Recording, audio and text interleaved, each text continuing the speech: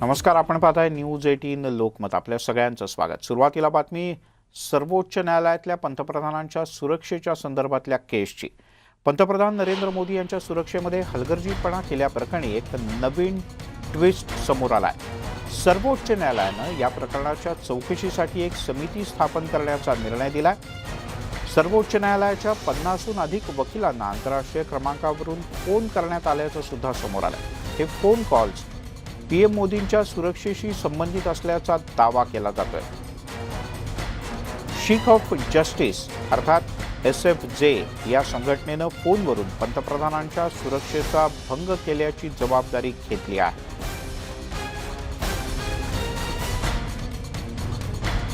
ही या क्षणाची सगळ्यात मोठी आणि महत्त्वाची बातमी. आजच पंतप्रधानांच्या सुरक्षेच्या संदर्भातली एक याचिका सर्वोच्च न्यायालयात सुनावणीसाठी होती. यावर सर्वोच्च न्यायालयाने एक समिती सुद्धा नेमली, पण निवृत्त न्यायाधीशांच्या नेतृत्वाखाली ही समिती नेमण्यात आली आणि ती या सगळ्या प्रकरणाची चौकशी करेल. पण याच सगळ्या दरम्यान आणखीन एक धक्कादायक माहिती समोर आली आहे.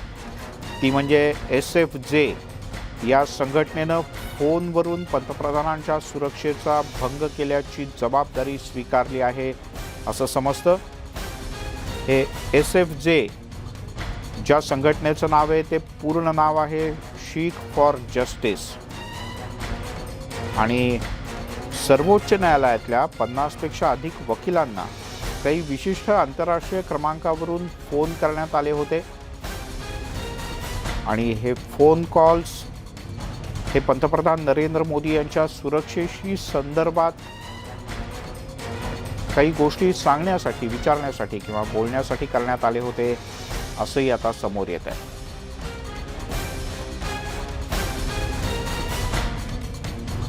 ही आहे या क्षणाची सगळ्यात मोठी आणि महत्त्वाची माहिती. पंतप्रधान नरेंद्र मोदी यांच्या सुरक्षेमध्ये काही घातपाताचा कट होता अशा प्रकारचा दावा भारतीय जनता पक्षाच्या वतीनं पहिल्या दिवसापासून करण्यात येत होता. पंतप्रधान नरेंद्र मोदी हे 7 जानेवारीला पंजाबमध्ये त्यांच्या जाहीर सभेसाठी जात होते. पंतप्रधान कार्यालयाचा दावा आहे की त्यांना पंजाब पोलिसांनी ग्राउंड क्लिअरन्स दिला होता. मात्र प्रत्यक्षात पंतप्रधान नरेंद्र मोदी यांची गाडी पुलावर पोहोचल्यानंतर लक्षात आलं की हा रस्ता आंदोलनकर्त्यांनी अडवून धरलाय. साधारणपणे 15 मिनिटं याच ठिकाणी पुलावर थांबल्यानंतर हा काफिला परतला होता. आणि आपल्यासोबत आहेत ज्येष्ठ कायदेतज्ञ निशांत कातनेश्वर. सर, नेमकं काय हे प्रकरण आहे? कोणाकोणाचे फोन आले होते, काय या फोनवर संभाषण झालं आणि काय नवीन ट्विस्ट आहे या प्रकरणात?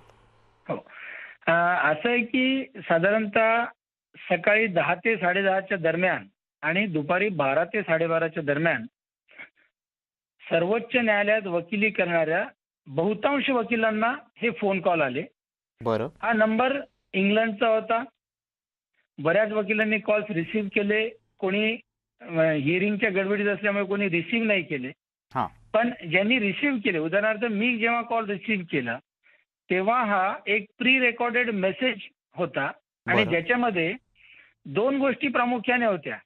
हा कॉल एकतर होता सिक्स फॉर जस्टिस कडून आलेला. पहिली गोष्ट, त्यांनी पंतप्रधानांच्या सिक्युरिटीमध्ये जो काही ब्रीच झालाय त्याची जबाबदारी घेतली. आणि दुसरं, त्या संदर्भामध्ये सर्वोच्च न्यायालयात जे प्रकरण आहे ते सर्वोच्च न्यायालयाने ऐकू नये असा त्यांचा एक धमकी वजा इशारा होता. बरं. तर या 3 गोष्टी याच्यात प्रामुख्याने सांगता येतील. एक म्हणजे एसएफजे कडून फोन, दुसरं सिक्युरिटी ब्रीचची जबाबदारी घेणे आणि तिसरं सर्वोच्च न्यायालयाने त्या संदर्भातील प्रकरण ऐकू नये. पण निशांत सर, तुम्हाला काय वाटतं की हे सर्वोच्च न्यायालयात प्रकरण असल्यामुळेच सर्वोच्च न्यायालयातल्या बहुसंख्य वकिलांना अशा प्रकारचे फोन आले? कदाचित कारण हेच असू शकतं.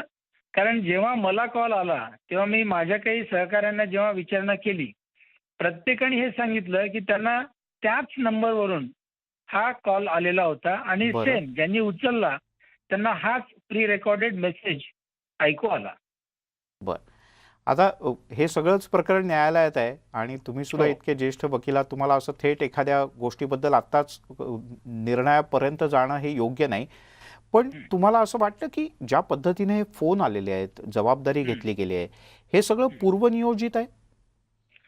आता असं याबद्दल भाष्य करणं तर योग्य ठरणार नाही. पण या सर्व कॉल्सचा जो काही म्हणजे माहिती मिळाली हो, सुप्रीम कोर्टाला, तर सर्वोच्च न्यायालयाने एक समिती गठीत केलेली आहे. हो, आता ती समिती त्यांचा अहवाल लवकरच देईल आणि याच्यात 2 गोष्टी असू शकतात. एक तर कोणाचा तरी इथूनच खोडसाळपणा असू शकेल हो, किंवा हो. काहीतरी याच्यामध्ये एक लार्जर कॉन्स्पिरसी सुद्धा असू शकते. बर, तर बर. त्या संदर्भात काही असेल तर मला असं वाटतं की नक्कीच याच्यामध्ये रिस्पॉन्सिबल तपास संस्था जसं NIA किंवा काही संस्था हो. अशांना काही निर्देश दिले जातील आणि त्यानुसार तपास केला जाईल. बर. सर, खूप खूप धन्यवाद, तुम्ही न्यूज 18 धन्यवाद. लोकमतशी सविस्तरपणे या गोष्टी सांगितल्यात त्याबद्दल. प्रशांत लीला रामदास आपले दिल्लीचे प्रतिनिधी आपल्यासोबत जोडले गेलेत. प्रशांत, फार गंभीर गोष्ट आहे ही. इंग्लंडमधून फोन येतो, एका विशिष्ट नंबरवरनं फोन येतो, सर्वोच्च न्यायालयातल्या बहुतांश वकिलांना फोन येतो. काय आहे हे प्रकरण? बरोबर आहे. आज जेव्हा ही सुनावणी सुरू होती पंतप्रधानांच्या सुरक्षेच्या त्रुटी संदर्भातली, त्या दरम्यान अनेक वकिलांना हे फोन गेलेले आहे. नुकतेच आपण ॲडव्होकेट निशांत कातनेश्वर जे सुप्रीम कोर्टाचे वकील आहेत, माजी सरकारी वकील आहे महाराष्ट्र सरकारचे, त्यांना देखील याच प्रकारचा फोन आला होता. पण महत्त्वाचं म्हणजे पंतप्रधानांच्या सुरक्षेमध्ये जो हलगर्जीपणा झाला, त्यामध्ये हा जो नवीन ट्विस्ट आला या संपूर्ण सुनावणी दरम्यान, की शीख फॉर जस्टिस ही जी संघटना आहे, या संघटनेच्या वतीनं लंडनवरून आणि काही परदेशातून आणि काही एकाच नंबरवरून फोन आलेले आहेत. साधारणतः 50 वकिलांना या प्रकारचे फोन आलेले आहेत. या 50 वकिलांना हे सगळे आंतरराष्ट्रीय क्रमांकावरून फोन आले आणि त्यांना सांगितलं की तुम्ही खास करून सुप्रीम कोर्टामध्ये ही या याचिकेच्या सुनावणी होऊ देऊ नका हं. आणि ज्या पद्धतीनं ही सुनावणी सुरू आहे ती याचिका स्वीकारू देखील नका, अशा प्रकारचा दबाव टाकला जात होता. आणि सोबतच त्यांनी जी खास करून जी घटना घडलेली आहे हो. पंतप्रधान सुरक्षे त्रुटी संदर्भात, त्याची ही जबाबदारी घेतलेली आहे की ही संपूर्ण भंग केल्याची जबाबदारी त्यांनी देखील घेतलेली आहे. याचा अर्थ असा होतो कुठेतरी आता या संपूर्ण प्रकरणाचे जे धागेदोरे आहेत ते हो. आंतरराष्ट्रीय स्तरावर जुळताना दिसत आहेत. त्यामुळे आता या संदर्भात केंद्र सरकार आणि कशी चौकशी केली जाते हे पाहणं महत्त्वाचं आहे. मिलिंद. प्रशांत, जे सर्वोच्च न्यायालयातले वकील आपल्याशी काही वेळापूर्वी बोलले, निशांत कातनेश्वरकर, तर त्यांनी असा उल्लेख केला की इतकं मोठं आणि गंभीर जर का हे सगळं प्रकरण असेल तर NIA किंवा संबंधित एखाद्या सर्वोच्च तपास यंत्रणेकडे हे प्रकरण सोपवलं जाऊ शकतं किंवा त्यांच्याकडनं याची चौकशी झाली पाहिजे, अशी औपचारिक मागणी झाली न्यायालयात सुनावणीच्या दरम्यान. महत्त्वाचं म्हणजे केंद्र सरकारचे सॉलिसिटर जनरल तुषार मेहता यांनी ही मागणी केली होती की संपूर्ण या प्रकरणाची चौकशी केंद्र सरकारच्या माध्यमातून.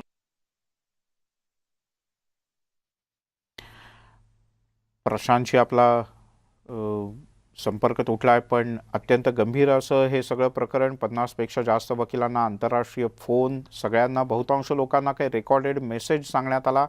आणि काय नेमकं आता याचं पुढे होतं, NIAकडे याची चौकशी सोपवली जाते का, हे पाहणं अतिशय महत्त्वाचं असेल. वळूयात आणखीन एका मोठ्या आणि